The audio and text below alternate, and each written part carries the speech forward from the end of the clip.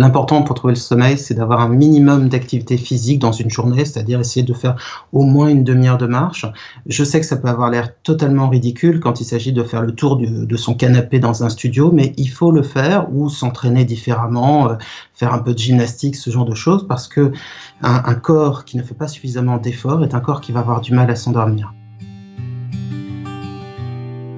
Il faut essayer de prendre le maximum de lumière pendant la journée, c'est-à-dire d'essayer d'ouvrir la fenêtre, ne serait-ce que ça, de mettre un peu le museau dehors, ce n'est pas dangereux.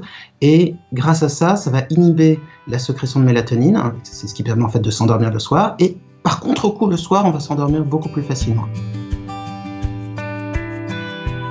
Il y a un repère qu'on devrait tous savoir, c'est de se coucher à peu près toujours à la même heure. Le corps est réglé sur ce qu'on appelle les cycles circadiens, c'est-à-dire 24 heures à peu près. Et donc, vous avez besoin, pour bien vous endormir, de vous coucher tous les jours à la même heure. Votre corps s'en souviendra et il vous permettra un endormissement plus rapide et surtout un sommeil de meilleure qualité.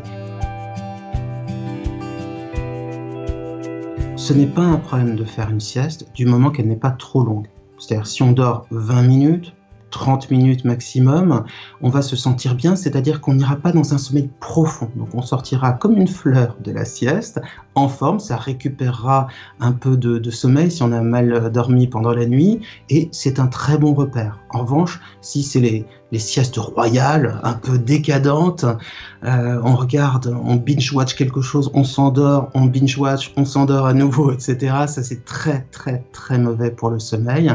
Et donc, il faut éviter ça au maximum. Et puis, malgré tout, même si on est chez soi, essayer de se lever assez fréquemment, ne serait-ce que ça.